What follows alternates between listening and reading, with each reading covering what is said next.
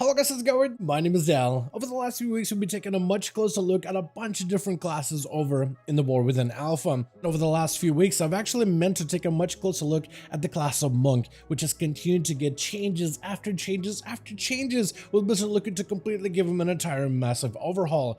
That being said, I kept pushing the Monk over to the back burner with all the revamps coming to Warlock, Mages, Death Knights, Rogues, and many others, but I feel like it's time to actually give the Monk a solid look over. The specs like Brewmaster, Mistweaver, and Windwalker continue to receive additional love with every single alpha build, and it seems that Blizzard is really trying to give the Monk a much needed overhaul that they needed for the entirety of the expansion of Dragonflight. Before we take a look at some of the more recent Monk updates over in the Alpha, if you guys want to see more regular class updates like these on the channel, be sure to follow. Otherwise, let's dive right in.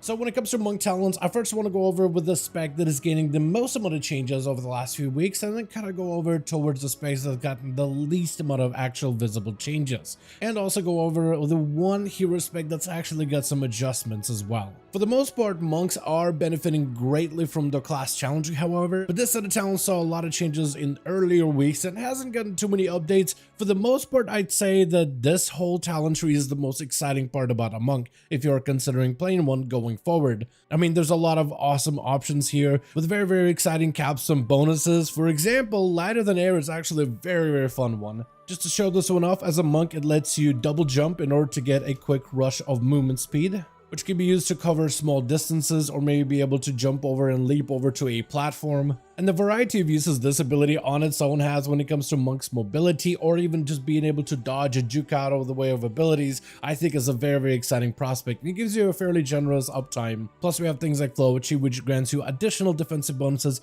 based on your current health, new ways to modify your Transcendence ability, Touch Death, which buffs overall damage and reduces the cooldown of the ability, as well as new ways in order to grant you additional mobility to close the gap with the enemy target. As for the spec specific stuff, we have first of all Brewmaster, which has gotten through probably the most amount of changes over the last few weeks. Brewmaster is one of my favorite all-time tanking specs. It is very aggressive, it is very active tanking. It does have a handful of cooldowns that you can rely upon, but for the most part it's all about an in-the-moment tank. Very similar to Vege's Demon Hunter, which is another tank spec that I really do enjoy. Brewmasters are either really good or are not as good as everybody else, it feels like. And for Dragonflight, they've had a moments to shine, but for the most part they've kind of been on the sidelines. But I'm hoping that this expansion is going to allow Brewmasters to really flourish, as they are giving them more offensive but also a lot of defensive options as well in these builds. Starting off, we have a lot of new options such as an Elixir of Determination, a defensive emergency absorb effect for whenever the Monk falls below 40% health, they gain absorb for 100% of your recently purified damage, or at the bare minimum 20% of your maximum health, which can occur once every 15 seconds. So it's a shield that's actually should be available quite often, and if you're taking huge heavy damage and you're able to purify it, Elixir of Determination provides you a little bit extra absorb every 15 seconds, which is kind of massive. I guess I should also mention that the talent tree looks a little bit different. It has a very familiar shape to it, but a lot of the talents are located in very different spots. Out of the new talents, we also have things such as Strike at Dawn, which allows Rising Sun Kick to grant you a charge of Elusive Brawler, that being your mastery, a chance for you to be able to dodge an enemy's attack. So now you have multiple ways of being able to generate it, from Blackout Kicks, which give you a stack of Elusive Brawler, but also Rising Sun Kicks, which can grant you up to 44% dodge chance just from 2 globals immediately. From there on, we also have other talents that buff your defensives in terms of your dodge specifically, things like One with the Wind, where there's a 10% chance you do not reset your Elusive Brawler stacks after you successfully dodge, which means you may be able to dodge multiple attacks in a row, which could be huge in certain key physical high output damage situations.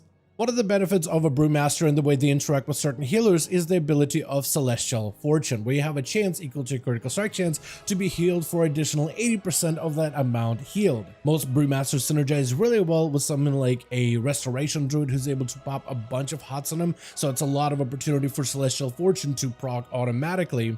But when it comes to other healers that are more bursty, sometimes you'll have a healer that gives you a big bursty heal, but you don't really get as much proc with that Celestial Focus. So they added a new talent that can synergize with some of those burstier healers a little bit better, that is being August Blessing.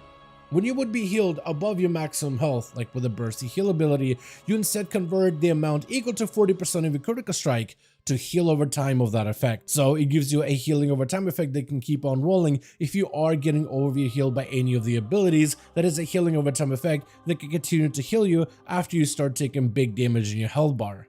And the last bit of defensive options that's available in this talent tree, besides complete reshuffling of a lot of these different talents and their positions being together, is a new capstone gate of Ox Stance.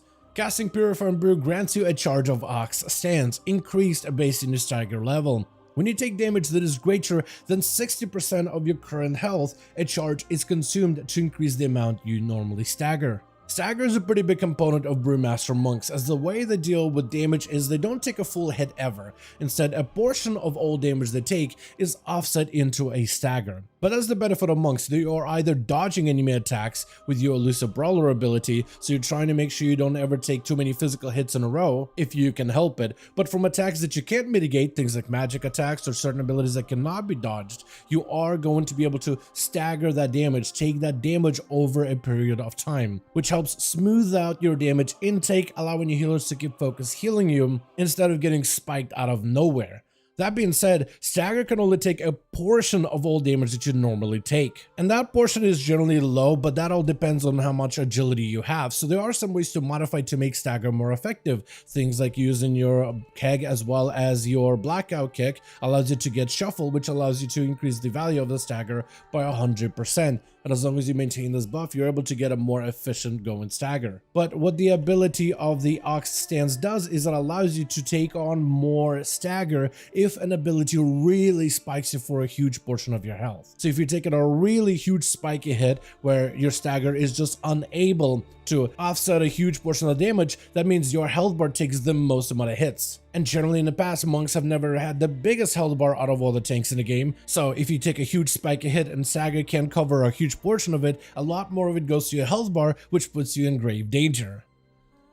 The Ox Stance ability allows you to take on more stagger when an ability really spikes at your health bar, so this should make monks a little bit better against taking huge massive amount of spiky damage. And there are also a couple other talents that can help modify the Ox Stance, like you can start building more Ox Stance charges with Black Ox Adept, where Rising Sun Kick grants you a stack of Ox Stance, which gives you a little bit more chances in order to get additional stacks of Ox Stance to make that next big ability have more of it being staggered over time. But also we have Heightened Guard, which reduces the threshold that is necessary for Ox Stance to consume charges down to 50% of your health instead of 60, which in a very high stress situation I think can help out a ton more. Besides this, we also gotten a couple other changes from monks, not only new talents but also some of the changes to baseline talents, like improved Celestial Brew becoming baseline. It's removed as a talent, but now it's baked into Celestial Brew baseline.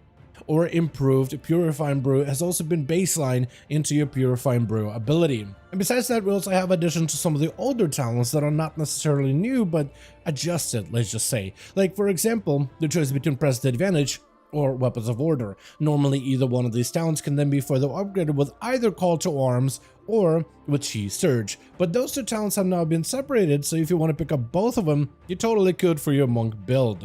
Anvil of Stave is another talent that's been adjusted to generate better defensive consistency. Each time you dodge or an enemy misses an attack against you, the remaining cooldown of your brews can be reduced by up to 1 second, and this effect is reduced for each recent melee attacker. With the new version of this talent, you no longer have an internal 3-second GCD. Now every single one of enemy's attacks can give you a cooldown reduction on your brews. And all this ability does is essentially allows you to be able to get more value out of this talent against singular foes. This ability is, instead of having an internal cooldown, will scale based on the numbers of enemies you're getting attacked by. So the more enemies are auto-attacking you, the less effective the talent is going to be. But against a singular foe, it gains full value. This can also be helpful if you're fighting an enemy that's maybe like a dual wield style of boss or an elite that attacks super quickly multiple times in a row, because then it allows you to get multiple uses out of Anvil and Stave for every single one of those auto attacks that you get to dodge, which effectively could make you very strong when it comes to that dodge cooldown reduction playstyle. And with that being said, we can now move on to the Mistweaver Monk, which is one of my favorite healing playstyles, primarily the Fistweaver playstyle rather than anything else. When it comes to Mistweavers, we're seeing a few baseline changes, such as Teachings of the Monastery becoming a baseline talent option. No longer is it a talent that you actually have to invest talent points into, as it is so core to the Mistweaver gameplay that Teachings is basically just given for free for Mistweaver monks. As for the new talents, we do have one right here, which is Pool of Mist on the same row as Peer into Peace. Pool of Mist allows Renewing Mist to now have 3 charges and reduces the remaining cooldown of Rising Sun Kick by 1 second. Rising Sun Kick now reduces the remaining cooldown of Renewing Mist by 1 second, which allows that Mistweaver, Fistweaver type of gameplay to potentially be a viable option within things such as raids, for instance. What this does is it allows you a much easier way to be able to spread a bunch of Renewing Mist all over the place, and as you press Rising Sun Kick, you get to reduce the cooldown of that ability, and every time you press a Renewing Mist, you reduce the cooldown of Rising Sun Kick as well, so it kind of just flows back and forth between one another. With the Renewing Mist being a primary way that monks are going to be able to AoE heal multiple targets in a row, but also with the Renewing Mist becoming a much more potent of a buff that allows you to maintain a stronger version of it with some of the other talents, such as Chi Harmony, which is a Dragonflight talent, I believe, from Season 3 as well as Season 4, that has been made into a talent, where Renewing Mist will now increase its target's healing received from you by 50% for the first 8 seconds of its duration. Besides this, we also got a couple of new additions for talents, such as Yulon's Whisper,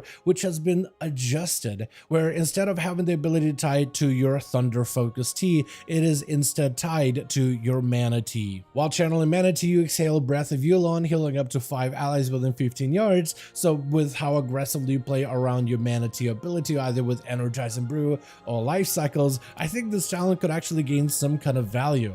And with the ability no longer being tied to Thunder Focus Tea, I think helps out Thunder Focus Tea incredibly, because there's literally hero specs that are tied around using Thunder Focus Tea for very specific reasons. So giving Thunder Focus Tea too many jobs in a row, I think would make it very difficult to play around with. So offsetting that to something like Mana Tea, giving it an extra job that doesn't quite break its interaction, I think it ends up being a better, more elegant way of going about it. The Thunder Focus Tea did get an extra interaction, that has been with Refreshing Jade Wind, where instead of maintaining a Jade Wind, you can now use your Thunder Focus Tea to summon a wind that does healing over time for any of your allies. Though in most cases you will be using Thunder Focus Tea as a healing ability or to empower your next healing ability, so this one makes probably the most amount of sense to tie together, especially with the way that it's going to interact with things such as Master of Harmony and how that whole playstyle with Aspect of Harmony ends up playing around with. And with that, we finally have a couple of new changes for the Windwalker Monk, which has gotten the least amount of changes over the last few weeks,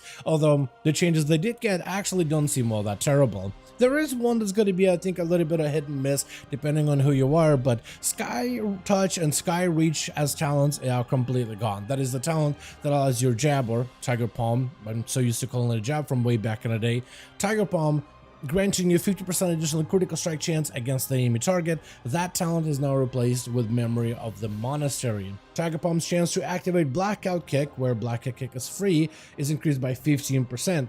And Consuming Teachings of the Monastery grants you haste equal to the amount of stacks consumed. Another talent that's also going to be adjusted, not in yet, but it's going to be, I guess, at some point in the future. Kind of surprised they didn't end up adding this on a hotfix like they did for Rogue's Hero spec, but Jade Fire Fist is going to be the talent that's going to be in the same room as Jade Fire Stomp, where Jade Fire Stomp allows you to immediately expose the ley lines in the ground, creating a path for you to stand in order to dish out damage to the enemy target. Jade Fire Fist is instead going to have this process happen automatically once every 30 seconds every time you use Fist of Fury, where at the end of your channel of Fist of Fury, use Jade Fire Stomp every actually 20 seconds, not 30 seconds. But it'll be a shared node with Jade Fire Stomp, which can then be further upgraded with Jade Fire Harmony, which provides you a brand on the enemy target, increasing damage against them by 6%. But also you can upgrade it with Singularly Focused Jade, where hitting Jade Fire Stomp on a singular first target will deal 500% more damage to that target. Or you can go Path of Jade, where hitting multiple targets increases the damage of the actual ability by up to 50% maximum, which I think would end up kind of synergizing pretty well. It takes off Jade Fire Stomp as an ability off of your action bars and allows you to spend a few more globals building and spending chi more effectively.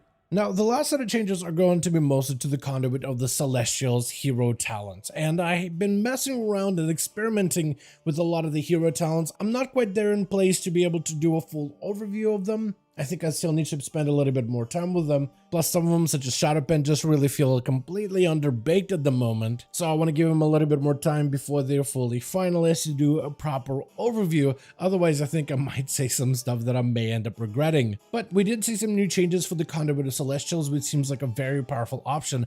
The set of hero talents essentially invokes the Celestials through the Monk, where Celestials pop in and they provide you some kind of like a damage buff or some sort of a benefit depending on your spec. For example, when you do get the Strength of the Black Ox with Niozawa assisting you, he'll actually refund 2 stacks of teachings of the monastery for Windwalker monks, which does make you want to lean into a blackout kick style of play. Or the flights of the Red Crane, where you have Chi-Ji assisting you. The flight of the Red Crane ability is now going to grant 1 stack of mana tea for Mistweavers and 20% energy regen for Windwalkers. And for the Heart of the Jade Serpent, which gives you massive cooldown reduction on many of your abilities. For Windwalkers, this one is now going to proc off of your Strike of the Windlord rather than off of your Storm, Earth, and Fire cooldown, which makes it a little bit better, a little bit easier to manage. You can kind of combine or maybe delay Strike of the Windlord until all of your cooldowns are available. But having this one play around your Storm, Earth, and Fire, sometimes you would get the proc, but then you don't have a charge of Storm, Earth, and Fire to utilize this proc,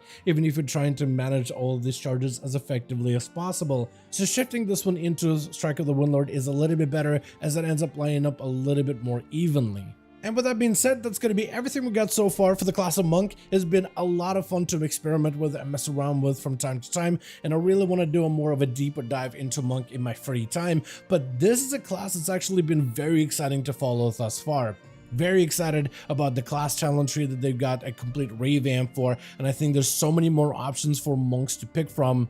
But also the changes coming to Windwalker, Mistweaver, and Brewmaster, I think there's a lot of potential there. There is also a lot of feedback on the forum, so hopefully they're very keen to a lot of the good feedback for all 3 specs and even the class stuff, but also for some of the hero specs. And so far, spending the time with the Monk on the War Within Alpha, I've enjoyed the class immensely. But at the end of the day, I do wonder if the class has the opportunity to grow when it comes to its popularity.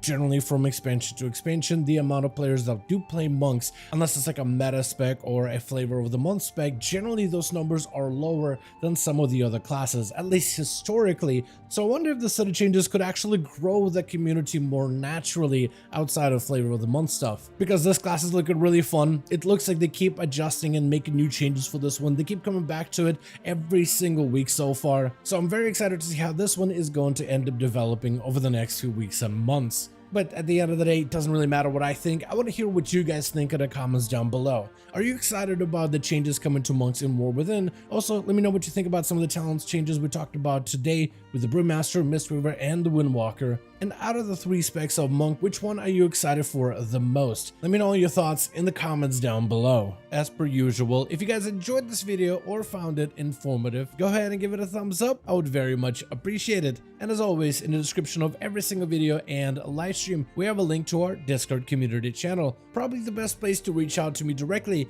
in case you want to let me know what you thought about this video or hang out with the rest of the community to discuss some of the upcoming changes. Join our Discord to become part of the community. But otherwise, thank you all so much for watching this video. I do hope you guys enjoyed. Let me know all of your thoughts down below. And as always, I'll see all of you guys in another video.